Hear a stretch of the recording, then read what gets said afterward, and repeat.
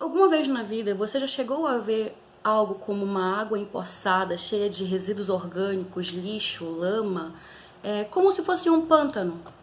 Se você já teve contato com esse tipo de imagem, a pergunta que eu faço: se você visse uma pessoa atolada nesse ambiente, o que você faria?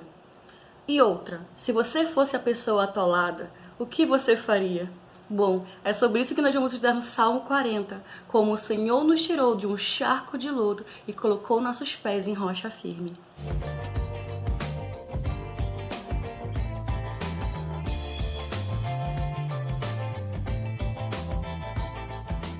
Olá pessoal, sejam bem-vindos a mais um ECOB. Hoje nós vamos estudar um salmo que revela um profundo amor do Senhor por nós e ainda um salmo profético porque revela o sacrifício de Jesus ainda no tempo da lei. Então, para que a gente possa estudar sobre isso, convido vocês a abrirem comigo a Bíblia lá no Salmo 40. Salmo 40, versículo 1 ao 3 fala assim: Depositei toda a minha esperança no Senhor. E ele se inclinou para mim e ouviu o meu clamor. Tirou-me do fosso fatal, do charco lamacento, assentou meus pés sobre uma rocha e orientou meus passos. Em minha boca colocou uma nova canção, um cântico de louvor ao meu Deus. Que muitos possam compreender o que me aconteceu e venham a adquirir confiança e temor no Senhor.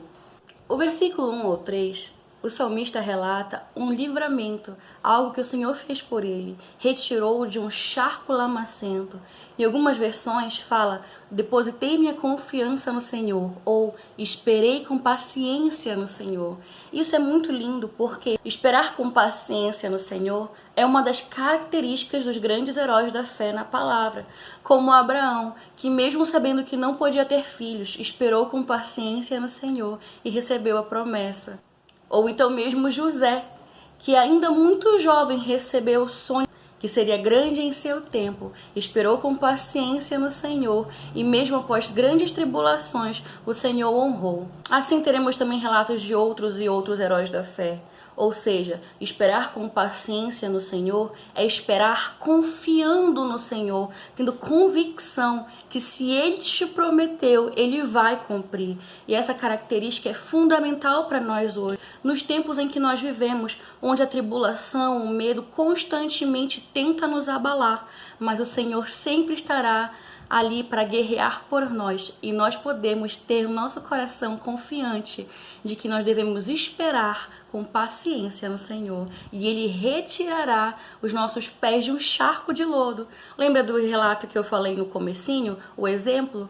Se você visse uma pessoa precisando de socorro, clamando por socorro em um ambiente como um pântano lamacento, o que você faria? Com certeza você estenderia a sua mão e tentaria salvá-lo. E foi isso que o Senhor fez por nós, quando nós estávamos presos no nosso pecado, quando nós estávamos condenados nos nossos delitos. O Senhor nos resgatou. Por isso nós devemos esperar no Senhor e confiar pacientemente que no tempo certo tudo Ele fará por nós.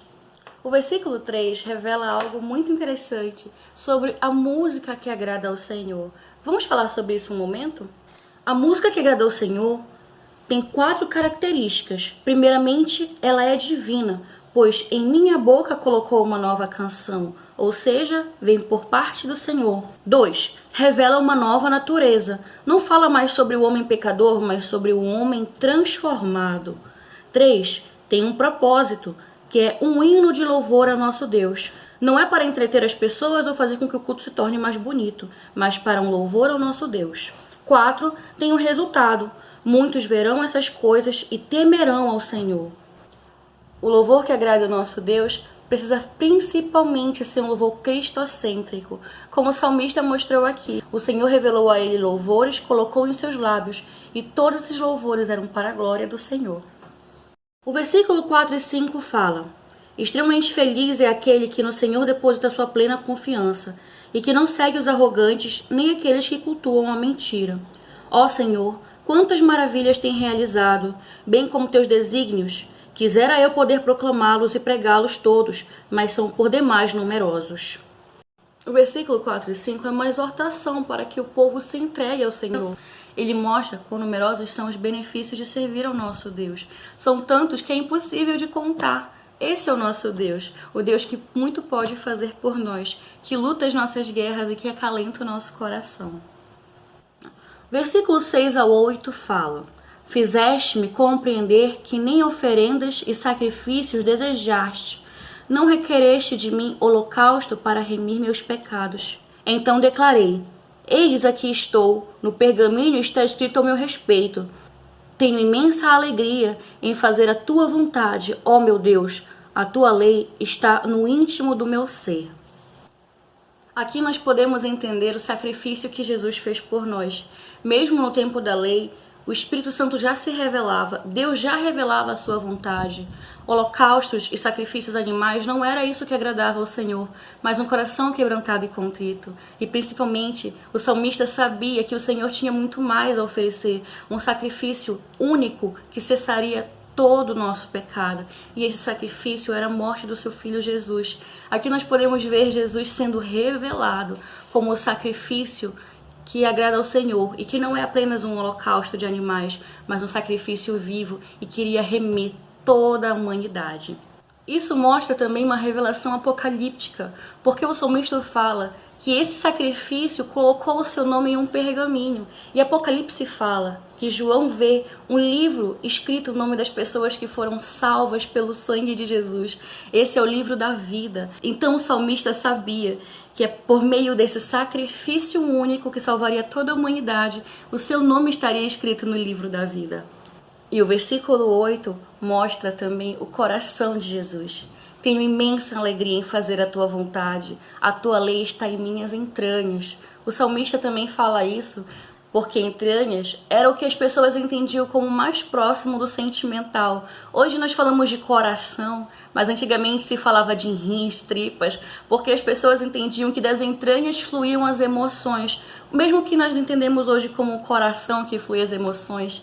Então o salmista queria falar sobre isso, dentro do mais profundo do seu ser, do mais íntimo, todas as suas emoções, o seu coração, as suas entranhas estavam totalmente voltadas à sua vontade principal, que era alegrar ao Senhor. Versículo 9 e 10. Às multidões anunciei os teus atos de justiça, pois meus lábios não se puderam conter, como tu mesmo sabes, ó Eterno. Não oculto em minhas entranhas a tua justiça. Falo da tua fidelidade e da tua salvação. Não escondo da grande assembleia a tua lealdade e a tua verdade.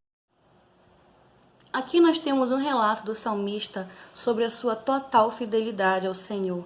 E essa fidelidade era um amor que ele não ocultava, era um amor que ele revelava a todos. Isso nos mostra muito sobre a missão de pregar o Evangelho, porque isso se caracteriza muito sobre como nós devemos viver o Evangelho hoje em dia, com alegria, com verdade, não ocultando dentro de nós o amor por Jesus. O salmista sentia tanta alegria em servir ao Senhor que o seu corpo clamava por falar mais desse amor. E assim devemos ser nós hoje. Quando falarmos de Jesus, devemos falar com alegria, com gratidão, com amor, assim como o salmista, que em tempo e fora de tempo, diante da assembleia, as multidões, falava da justiça do Senhor. E essa missão é uma missão nossa, de pregar o Evangelho. O versículo 11 e 12 fala o seguinte: Senhor, não mantenhas longe de mim a tua misericórdia, sempre me guardem o teu amor e a tua verdade, pois incontáveis males me cercaram. Minhas muitas culpas se apoderaram do meu ser e me turvaram completamente a visão. Desgraças mais numerosas que os cabelos da minha cabeça, e por isso meu coração perdeu o ânimo. Nesse momento, o salmista está falando sobre um relato de aflição. E é muito curioso saber desse relato de aflição ao final de um capítulo que fala de tanto amor, tanta gratidão, tanta confiança no Senhor. Em certo momento, ele fala de uma aflição, que logo mais à frente nós vamos ver também medos que ele tinha.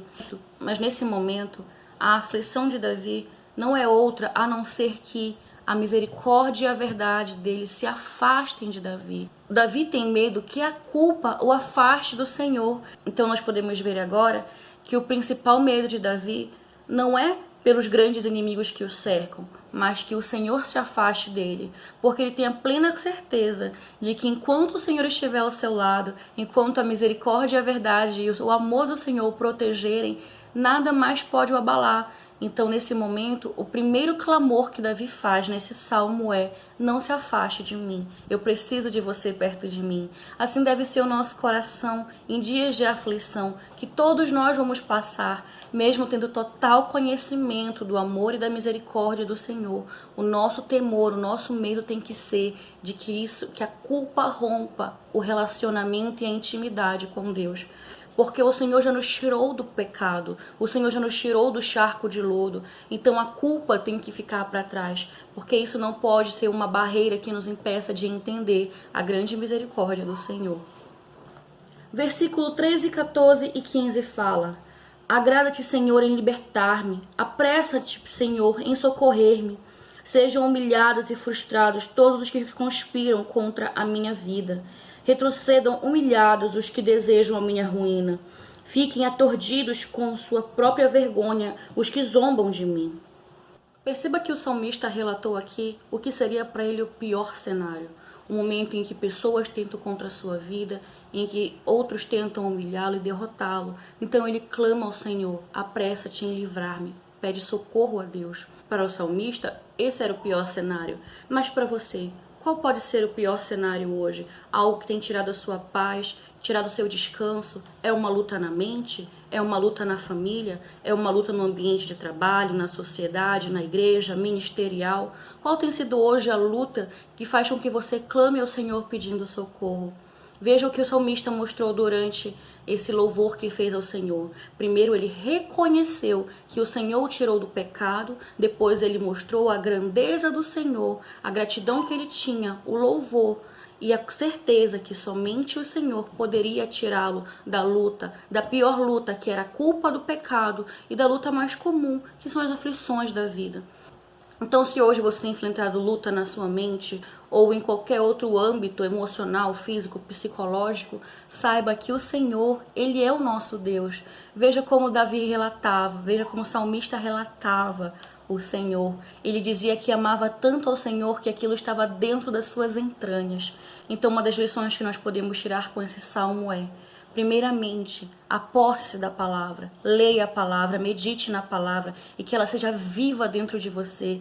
E que antes de você falar sobre tribulação, você fale sobre a justiça de Deus. Antes de você falar sobre o seu medo, sobre sua aflição, fale sobre a misericórdia do Senhor. Antes de lembrar da luta presente, lembre da luta que você já venceu, de tantas que o Senhor já te livrou, do livramento do pecado e da morte eterna.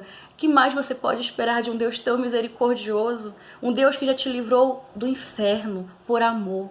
Então veja só, o Senhor tem muito mais a nos oferecer. Confie no Senhor, se apegue nessa palavra. O Senhor tem muito mais a te oferecer. Então eu sei que a sua mente pode estar cansada, o seu corpo pode estar cansado, o seu emocional abalado, mas o Senhor que Davi servia e o Senhor que nós servimos é um Senhor misericordioso. E Ele enxerga a sua dor, Ele sabe a sua dor. Por isso, primeiro temos que reconhecer que Ele já fez por nós, e então poder reconhecer o que Ele fará por nós. Versículo 16 e 17 fala: entretanto, regozijem-se e alegrem-se em ti todos que te buscam, proclamem sempre aqueles que amam tua salvação. Grande é o Senhor. Quanto a mim, sou um pobre necessitado. O Senhor, contudo, pensa em mim. Tu és o meu amparo e o meu libertador. Não tardes mais, ó eterno Deus meu. A força que precisamos para continuar é o Senhor. O momento decisivo entre a total confiança em Deus e o medo é reconhecer que Ele é o nosso libertador. Pense sobre isso. O salmista reconhece o quão pobre e miserável ele é, o quão difícil para ele lutar essas lutas sozinhos. Seja o grande cenário de dor que ele apresenta, seja o cenário que você vive hoje. Precisamos reconhecer que sem o Senhor nós já estamos derrotados, mas com o Senhor nós somos mais que vencedores. Esse salmo, ele revela a graça do Senhor, mesmo em tempo da lei. O Senhor, o seu amor, a sua misericórdia, a sua verdade, elas nos acompanham desde a fundação do mundo. Por que Ele te abandonaria agora? Pense sobre isso. Eu não sei qual é a luta que você tem enfrentado, eu não sei qual é o medo, mas o momento decisivo é a confiança total no Senhor.